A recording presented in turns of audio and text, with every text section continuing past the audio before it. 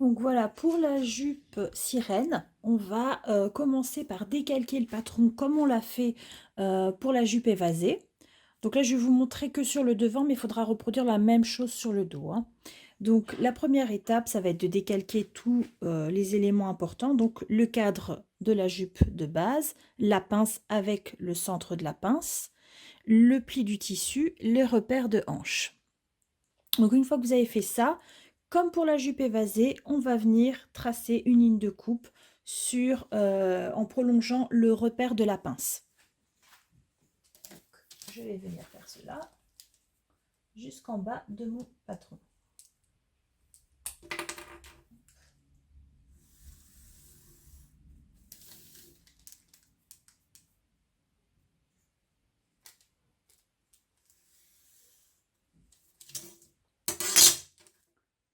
Voilà. Et comme on l'a fait tout à l'heure pour la jupe évasée, on va également découper le long de cette ligne et retirer la pince. Ici, donc je vais l'achever. Hop, hop, hop. On va retirer la pince. Et donc là, je vais bien préciser à chaque fois quelle est la partie qui est dans le sous-bras et quelle est la partie qui est sur le milieu. Donc ici, on est bien dans le sous-bras.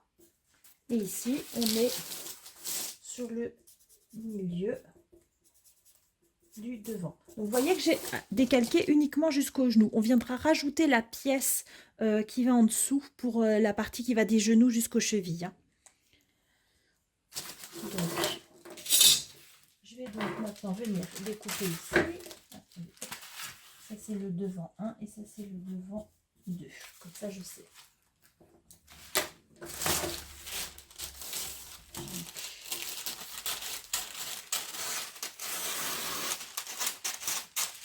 Hop.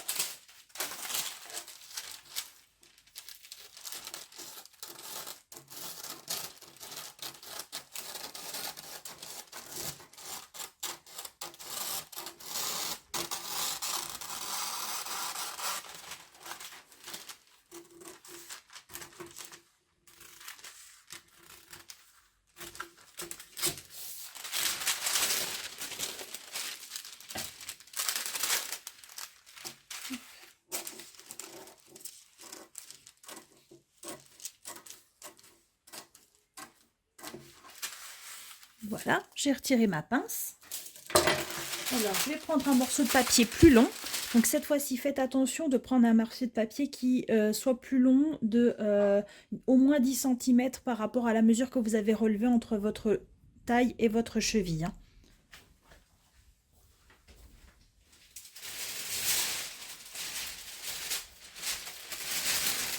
Voici mon papier patron. Hop, on va pouvoir couper tout ça.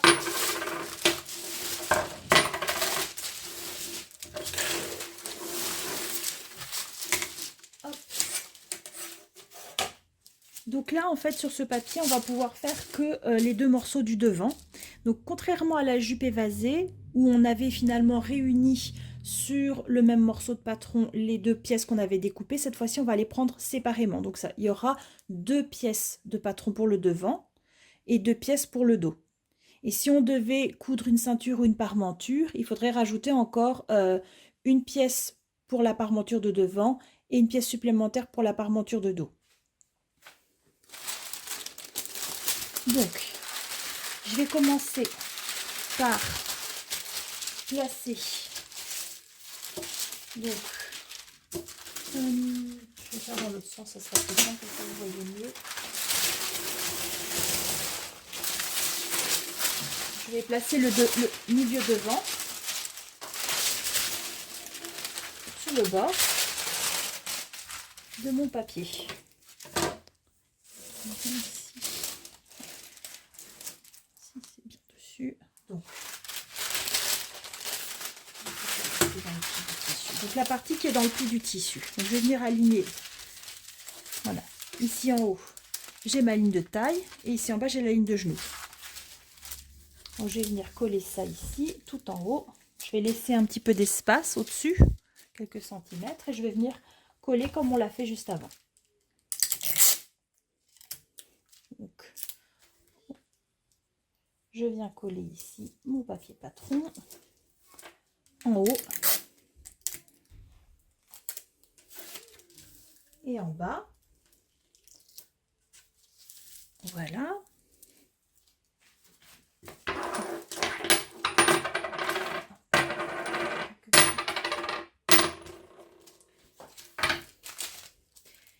Alors ici j'ai ma ligne, vous voyez ici j'ai ma ligne de genou et maintenant je vais venir tracer en bas, parallèle à cette ligne de genou, je vais venir tracer ma ligne de cheville. Je ne sais pas si vous voyez bien, je vais élargir un petit peu ici, comme ça vous voyez mieux. Donc, ici j'ai les mesures de Gertrude, donc vous voyez que ma hauteur de genou, entre la ligne de taille et la ligne de genou, j'avais 54 cm, et ma taille jusqu'aux chevilles, ça fait 100.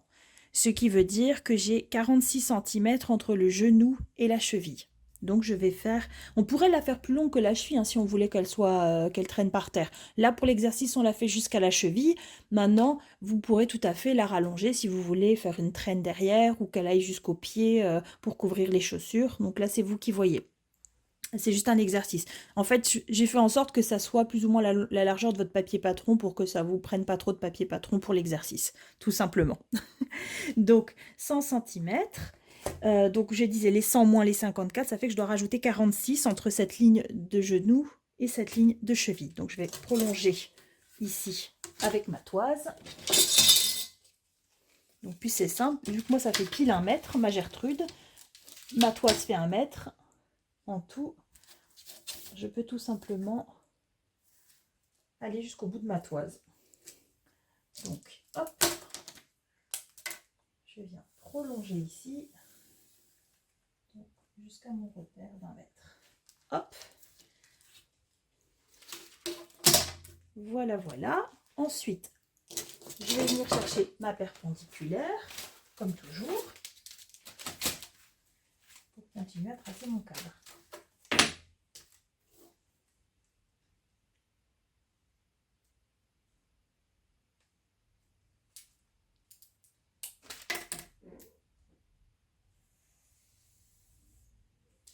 Donc là, j'ai mon repère. Alors, maintenant, là où ça va se corser, c'est tout simplement, en fait, cette ligne. Il faut tout simplement la doubler. Donc là, j'ai 14,5 entre la ligne de découpe et mon milieu devant. Donc, je vais doubler cette valeur-là. Donc, 14,5 x 2, ça nous fait 29 cm. Donc, je vais porter sur ma ligne de cheville 29 cm. Tout simplement. Donc là, attention parce que cette partie-là est dans le pli. Hein. C'est pour ça qu'on double simplement.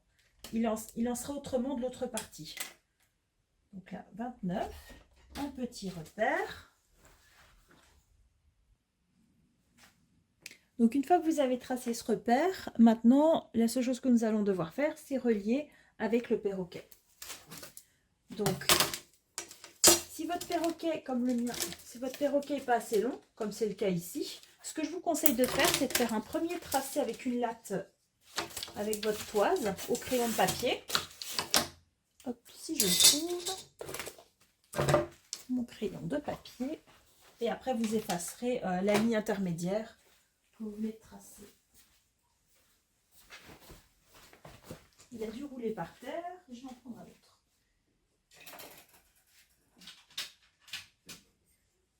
Hop.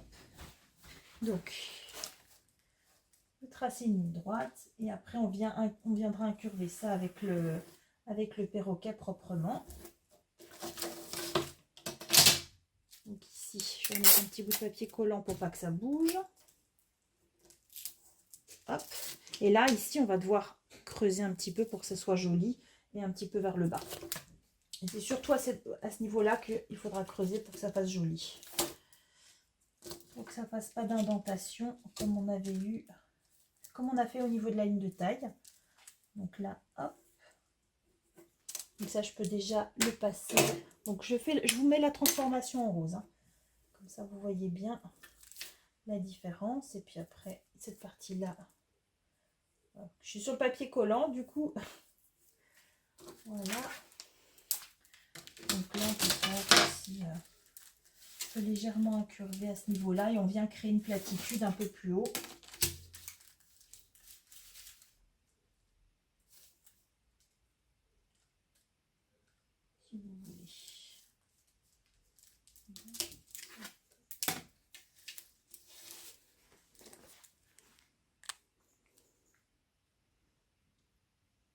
Donc là, nous avons notre première partie du devant. Donc la partie qui sera sur le pli. Et là, maintenant, nous allons faire l'autre partie du devant qui sera entre la pince et le sous-bras. Donc là, pareil, cette fois-ci, le bas sera évasé des deux côtés parce que ça ne sera pas sur le pli. Donc, je vais faire un petit peu de papier patron par ici. Ça, vous pourrez voir mieux l'autre partie. Donc, même chose. Je vais chercher l'emplacement de la ligne de taille. Vous voyez, j'ai pas fait bien. J'ai oublié d'écrire taille en haut et genou en bas. Du coup, c'est plus compliqué de voir dans quel sens je l'ai mis. Donc, faites bien attention à chaque fois que vous reportez vos papiers, vos tracés sur vos papiers patrons, de bien indiquer la taille et le genou et tous les repères possibles. Ça vous évite de vous tromper. Bon, là, manifestement, je vois bien que la taille, c'est le haut. C'est la partie la plus étroite et j'ai écrit dans ce sens vertical. Donc, je sais très bien où se trouve ma taille. Donc là, je vais le mettre, attention, à distance du bas de l'autre patron pour éviter de venir empiéter dessus. Donc, ce que je peux vous proposer, si vous voulez éviter de gaspiller du papier patron, c'est de le mettre tête bêche, c'est-à-dire de le mettre dans le sens inverse, de mettre la taille en haut. On ne fait pas ça sur le tissu, hein, évidemment, il faut le mettre tout dans le même sens, mais sur le papier patron, on peut tout à fait le mettre dans ce sens-là. Donc, je vais venir faire l'inverse, comme ça me permet d'économiser un petit peu de papier patron. Donc, même chose. Je vais me placer relativement haut. Et je vais centrer mon papier sur la feuille. Comme ça, j'ai assez de place de part et d'autre pour venir...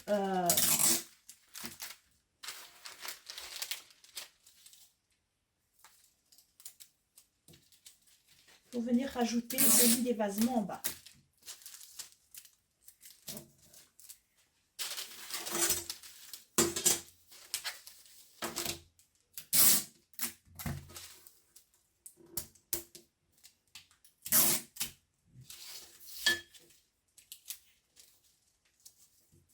Voilà.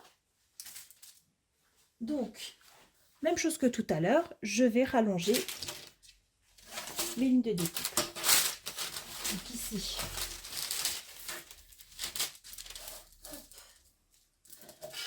je vais venir rallonger cette ligne-là. Donc on a dit 46 cm à partir de la ligne de taille.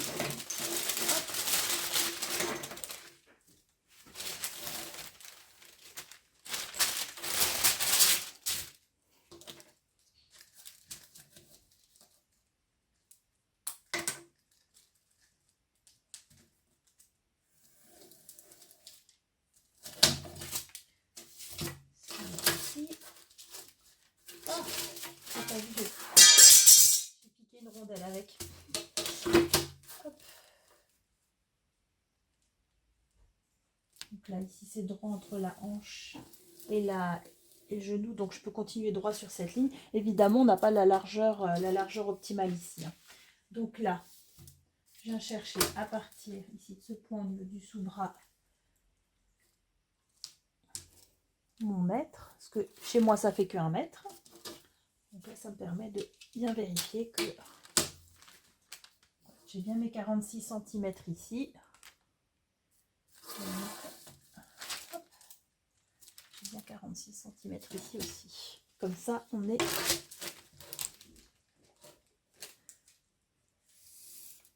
bien parallèle. Donc, par contre, la ligne, je vais la prolonger. Donc là, c'est ma ligne de cheville. Je la fais volontairement un peu plus longue pour qu'on ait de la place. Et donc, je vais venir mesurer cette portion et je vais rajouter les... Donc, je vais en bas aussi. Je vais venir la rajouter ici, un repère ici et un repère là pour évaser de chaque côté. Donc ici, j'ai...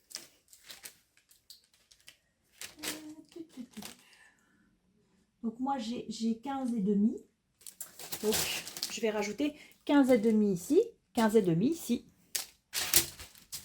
Hop. Je vais prendre une autre date. Comme ça, c'est plus facile de voir. 15,5, premier repère. 15,5 de l'autre côté. Vous voyez bien 15,5 ici. je vais d'abord relier au crayon et après je viendrai corriger ici la petite indentation. Comme on fait à chaque fois. Hop. Pareil de l'autre côté.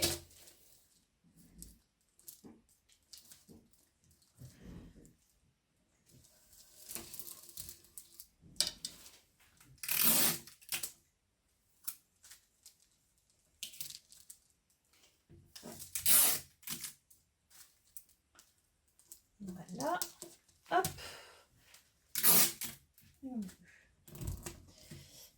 Donc ici, avec ma latte perroquet, je vais venir corriger la petite indentation ici.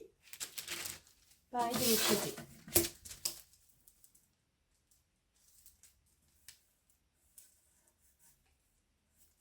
Voilà. Et donc, chose très importante, il faut absolument indiquer le droit fil. Donc au niveau de la jupe évasée, il faut aussi mettre le repère de droit fil sur le dos. Hein. C'est pareil. Donc là, sur toutes ces pièces-là, à part sur celles qui sont dans le pli, il faut toujours indiquer le repère de droit fil. Donc vous vous souvenez, ce sont tous les fils qui sont parallèles à la lisière. Ok. Donc pour trouver mon droit fil, je viens à la perpendiculaire de ma ligne de genou. Vous voyez, je vais venir tracer un repère de droit fil sur cette pièce-là. Donc là, je vais indiquer droit fil par DF. Donc si vous voyez ça indiqué sur un papier patron, ça veut dire que c'est le droit fil. Donc, je vous le note ici, droit fil. Donc pour le dos, ça va être la même chose. On va prendre le milieu dos, il sera sur le pli du tissu, sauf si vous voulez mettre une tirette au milieu du dos. Dans ce cas-là, il sera dans le droit fil. Il faudra juste faire une couture tout le long de la ligne de milieu dos. Soit on met une tirette sur le côté. Et dans ce cas-là, on peut faire aussi mettre aussi le milieu du dos dans le pli du tissu. Donc là, après, ça sera à vous de voir si vous voulez coudre cette jupe-là. Ou si vous voulez faire à partir de ce patron-là une robe, donc le connecter après avec un buste quand on aura travaillé le buste de base. Dans ce cas-là, vous pourrez faire une tirette soit sur le côté, soit dans le dos. Ce sera à vous de voir. Donc n'oubliez pas de mettre vos repères de droit fil, d'indiquer tous les repères de montage évidemment. Donc là, on est sur le devant. Nos crans de montage, on va être ici. Et pour l'autre moitié du devant, hop, on va mettre le repère de montage ici, sur la ligne de taille.